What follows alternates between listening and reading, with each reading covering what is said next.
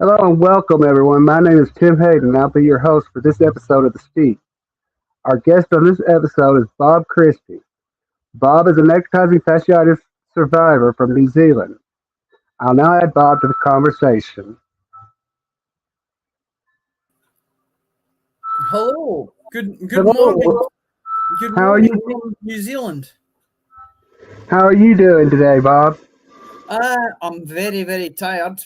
I worked night shift last night, and it's 10 a.m. here, and I'm going to have an hour's sleep, I think. How is your family doing? I live on my own. I'm expecting a friend to visit me sometime today, but I'm not going to. I'm not. I don't have anybody lives with me anymore. Well, Bob, you want to tell us a little bit about your NF experience, the year, where you're Yeah, affected, things like that? sure. Yeah, absolutely. It was 2009. It was 25th of July. I was at work. I didn't feel very well. I thought I had the flu. And as the day went on, I thought, I'm definitely not right. So I spoke to a colleague and said, look, I'm going to go home. So I went home, and for a couple of days, I just seemed to get worse. And I thought, oh, this is real flu, this. This is not just man flu. This is the real thing. And then on the Tuesday morning, I went to the local accident emergency and saw a doctor. And they checked my blood pressure, and it was really low. They didn't know what it was. They sent me to hospital in an ambulance. I was at the hospital for a few hours, and I found in my groin a lump the size of a tennis ball. I touched the lump, and it burst, and this brown pus poured out. And they knew then what it was. By that time, I didn't care. I was doped up with morphine, and that was the last thing I remember for 8 days. I was in a coma for 8 days. And my brother, when I woke up, my brother was there from Scotland, where I'm from originally. And I said, oh, what are you doing here? He said, oh, I've come to arrange your funeral. And that was that was me waking up. That was the official start of my journey. Wow, that's pretty incredible. Did you weren't put in a coma or anything, where you? Because some survivors are put into induced comas. Yeah, I was in an induced coma for 8 days. And that's what I said. When I woke up out of the coma, my brother was there. Did they have you restrained while you were in your coma? No. Or as I say, I don't know.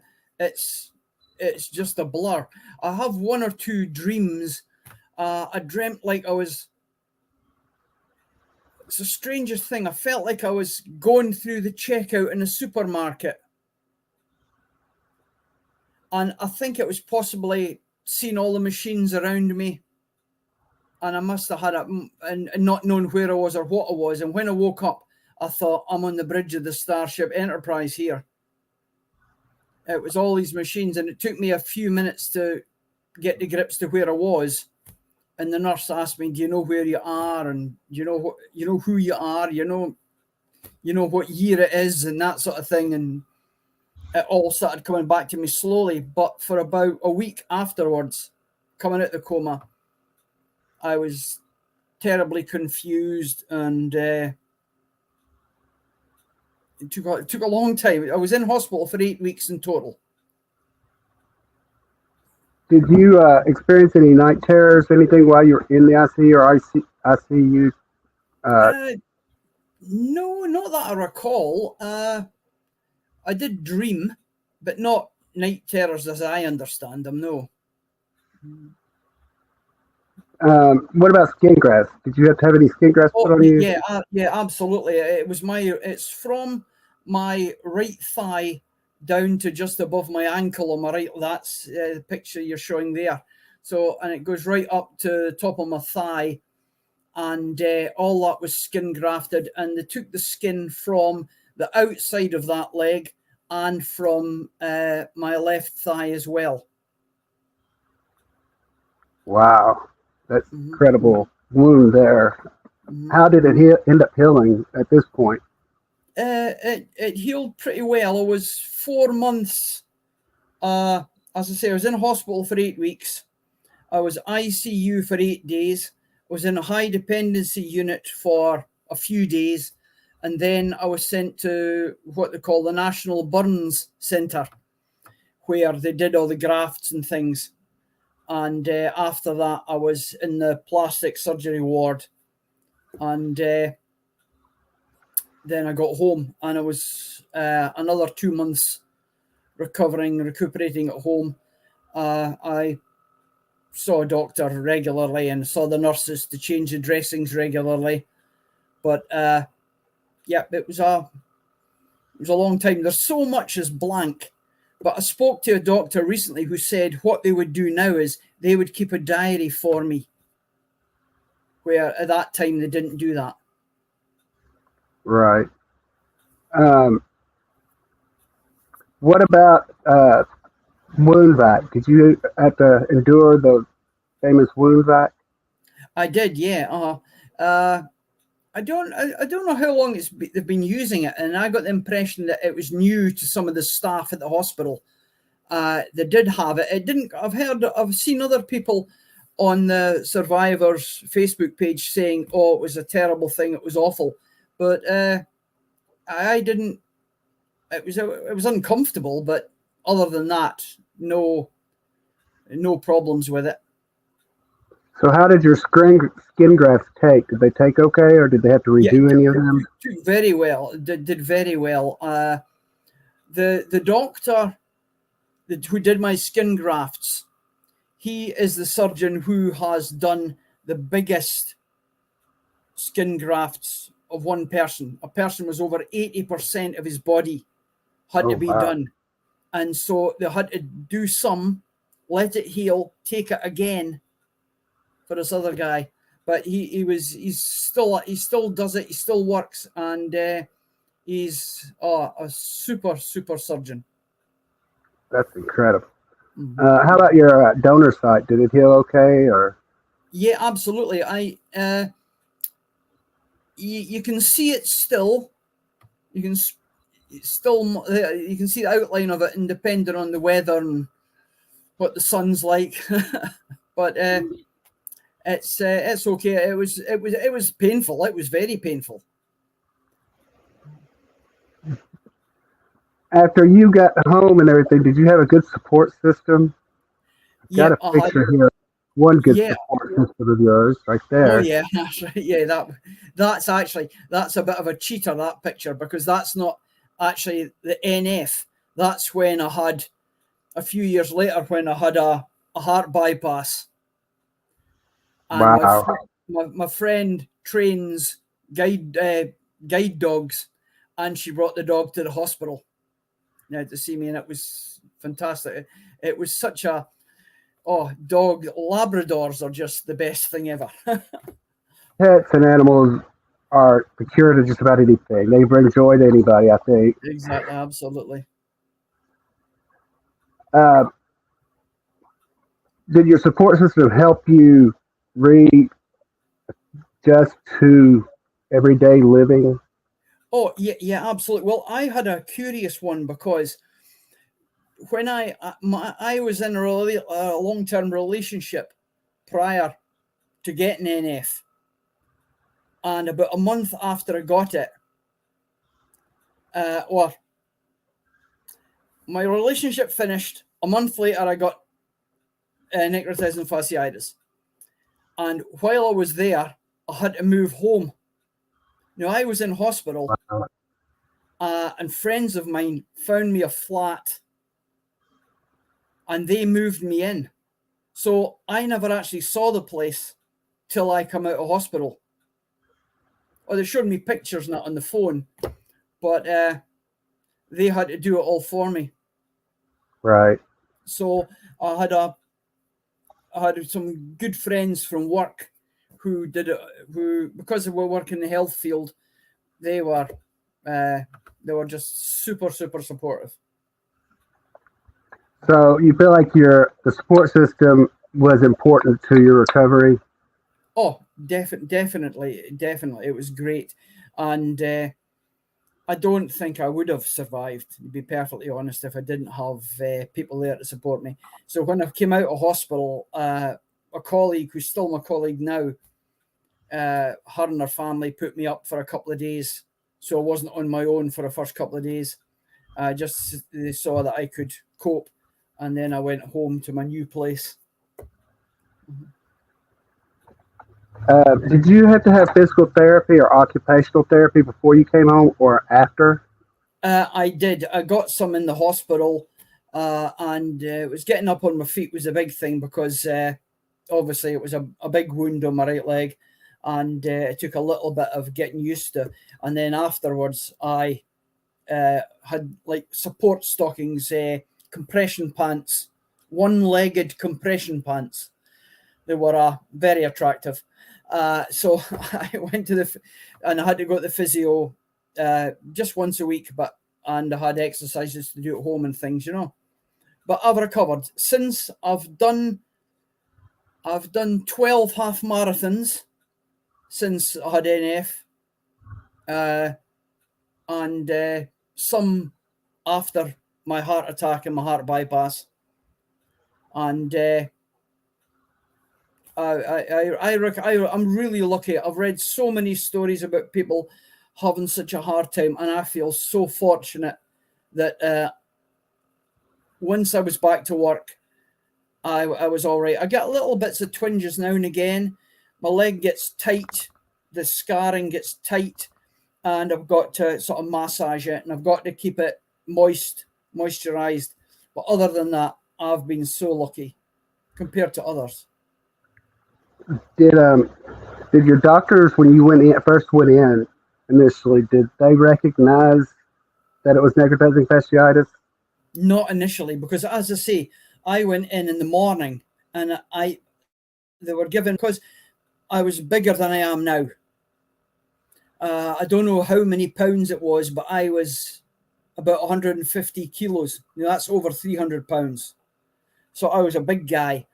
And I went in, I was in pain, and they thought, fat guy, pains, must be his heart. So they gave me heart meds. Then they took my blood pressure. So my blood pressure was very low. And they got me from the local A&E up to the hospital. And I was in the hospital for a number of hours.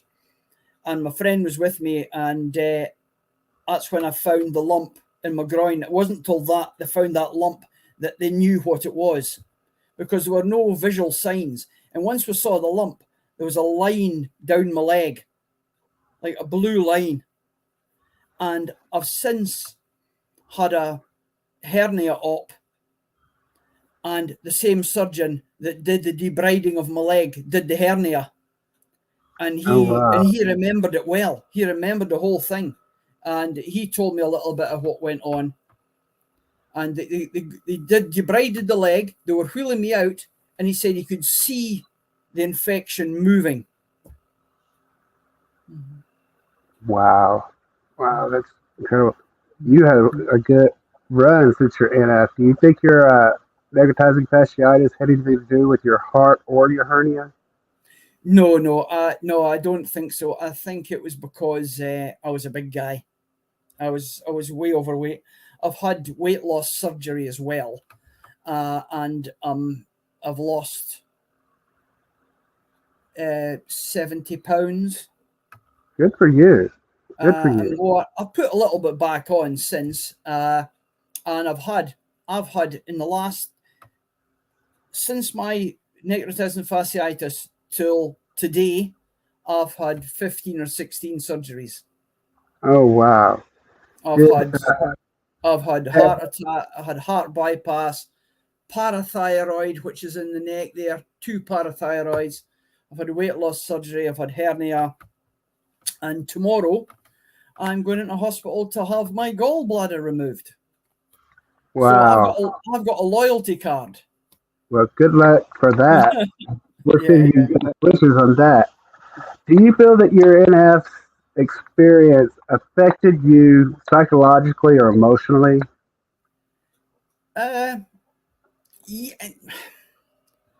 Yes, I do. I feel as if at one time I used to be quite. How do I phrase it? I'm a lot more emotional now than I ever was before. And I wasn't one for crying at sad movies, but now I cry at sad adverts. So it's made you a little more sensitive, made you touch with your sensitive side. Yeah, I think so. Yeah. What did help you cope with all of that? I mean, while you're in the hospital and now, I mean, even now. Uh, I think just regular contact with people, getting back to work fairly soon. 4 months, I suppose, is a long time, but getting back to work and keeping busy was a good thing. And I've had a number of hospital visits since, as I told you. And I just, family, friends, and that's been the biggest thing, just having people with you and that sort of thing. The thing is, because I don't remember any of it, it's all a blur. The first couple of weeks is a blur. And even recently, one of my colleagues reminded me of something that I'd forgotten all about. Wasn't anything particular, but just, oh yeah, I remember that now, but I'm glad they were there to see it. So I've got some sort of somebody to remind me. Big question. I get a lot of this from our group. What helped you pass the time while you were in the hospital? Because we know that can be a very boring and painful situation. Reading. I read a lot. I've just started in the last couple of years to start audiobooks, but at that time I was just reading and music, because I was in a room on my own because I had one of those hospital-borne viruses. Right. When I was in there. So I was in on my own until the last couple of weeks. So I read a lot. And funny thing was, I'd never heard of necrotizing fasciitis before I went in. But it's everywhere now. And I spoke to a doctor recently, and he told me that they've always got somebody that has it. Wow, that's amazing. What would you tell others who were recently diagnosed with NF? Do not ask for advice on health matters from other survivors. Ask them from your medical professional. I get quite annoyed at myself because and other people who give medical advice. Okay, some things like, what creams do you use to moisturize the area afterwards, and that sort of thing. But medical advice, I think, is dangerous. You take it from medical professionals. Though I know there's problems sometimes. Not every doctor's perfect, and they do make mistakes and whatever. But it kind of grates on me that some people are quite willing to give out advice on serious matters. So, do you feel that after the hospital, after they've been treated for the NF, do you feel that reaching out to other survivors is helpful? As far as, like you said, it lets me know that I'm not alone. There's others throughout the world. I have met in my life, face to face, only 2 survivors. I've met people on here. I met, there was a man in hospital when I was there, and he had it in his chest, and they had to remove ribs to get to him. And he was an English guy, and him and I sat in my room. He come and visited me in my room, and him and I sat and cried. And it was quite emotional at the time. And then I paid a visit. The next visit I paid back to the UK, I met a woman whose son, and I met her son, who was 5-year-old and had it. Oh, wow. And So It doesn't discriminate about your age or no, your definitely health. not. The guy that I met in hospital was older than I was, and the kid, as I said, was 5-year-old, and his back, I saw his back covered in skin grafts, and it looked like a burn. Mm. It looked like a Well, burn scar. Mm-hmm. I do know a lot of times, I know here in the United States, they will put NF patients on the burn unit because the wounds are so similar. Yeah. Mm-hmm. Do you know what your offending bacteria was? What bacteria that caused your NF? Whether it was No, strep I A or don't. strep B? No, I don't. I would like to find out. I'm sure I could ask somebody and they would check for me.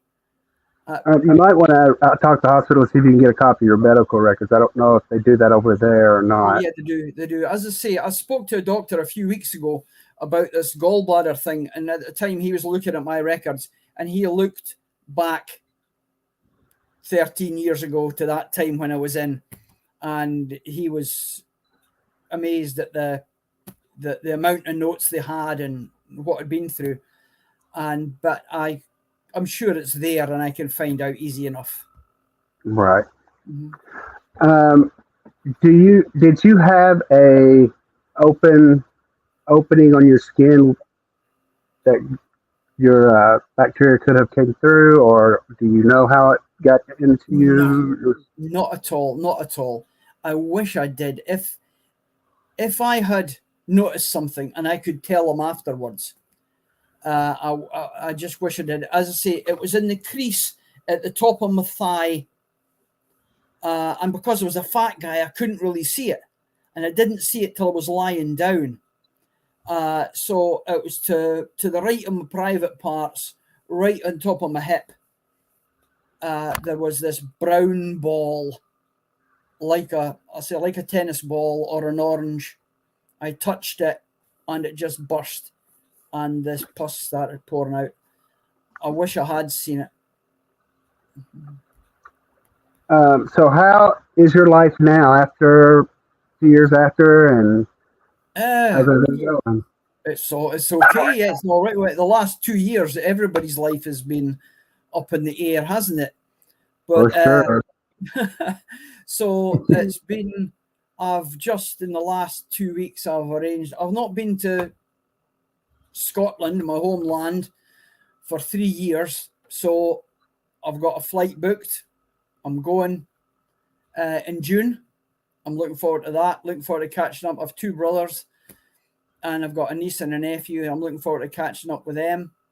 And my friend from New Zealand and I are going over then. So I'm excited. Life is okay. I'm 62 and a half. Still work. Still reasonably fit. But gallbladders been causing me problems for a couple of years. And they're going to deal with it tomorrow. And I need a knee replacement as well. But I'm going to wait for a while before I do that. Yeah. And Bob, we hope you have good luck with your surgery tomorrow. I hope everything goes okay. Yeah, thanks. Yeah. I'd like to thank you for being here today. It's great to talk with you, especially being literally on the other side of the world. Mm-hmm. I appreciate you. What time is it there? It is 4:30 in the afternoon. Oh, that's not too bad. Oh, on Wednesday. On Wednesday. You're on Thursday. We're on Thursday. We're 10, nearly 10:30 on Thursday morning. On Thursday morning here.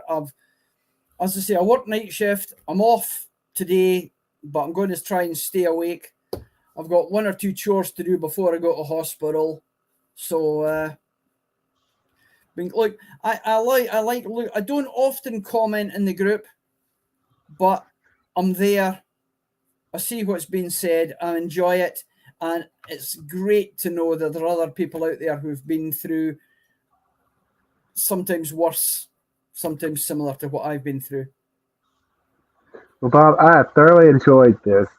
I hope you have a good day. I'll let you go now, and I will talk to you later on. Thanks, Bob. Take care, Tim. All the best to everybody. Bye.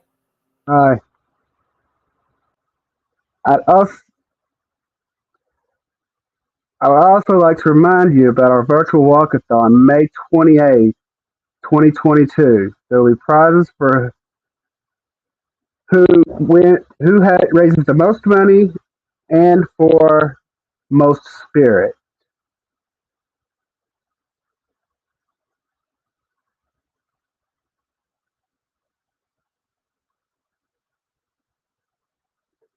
And please remember to subscribe to our YouTube channel.